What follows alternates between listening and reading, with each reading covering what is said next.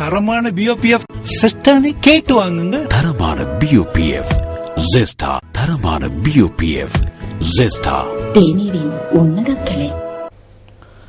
நெல்லுக்கான உரிய விலை சந்தையில் கிடைக்காமையினால் தாம் பெரும் சிரமங்களை எதிர்நோக்குவதாக அம்பாறை மாவட்ட விவசாயிகள் தெரிவிக்கின்றனர். தற்போது தமக்கு சிறந்த விளைச்சல் கிடைக்கின்ற போதிலும் தாம் எதிர்பார்த்த லாபம் கிடைக்காமை தொடர்பில் கவலை அடைவதாகவும் இப்பகுதி விவசாயிகள் குறிப்பிடுகின்றனர்.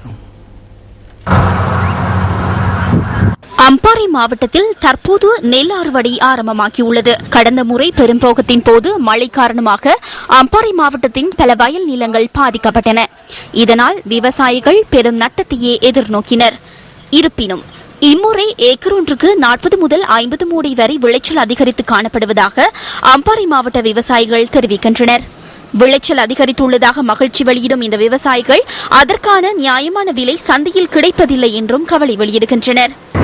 இந்த விவசாயத்தில் எங்களுக்கு வந்துட்டு பெரும்போகத்தில் மழையால் எங்கள் வெள்ளத்தால் பாதிக்கப்பட்ட நாங்கள் இப்போ இந்த சிறுபோகத்தில் எங்களுக்கு விவசாயம் வந்துக்கிட்டு விளைச்சல் 45-50 மூடையான நெல்லுகளை நாங்கள் பெற்றுக்கொள்கிறோம். ஆகையால் எங்களுக்கு இந்த சிறுபோகத்தில் போகிற விலையில் எங்களுக்கு பற்றாக்குறையாக இருக்கின்றது. விவசாயம் இப்படி விலை வாசி இல்லாட்டி எங்களுக்கு நஷ்டத்தை தான் தரும். இப்போ உள்ள பொருளாதார சிக்கலுக்கும் விலை வாசிகளுக்கும் இடையில் எங்களுக்கு பெரும் நஷ்டத்தை ஏற்படுத்தி தருது.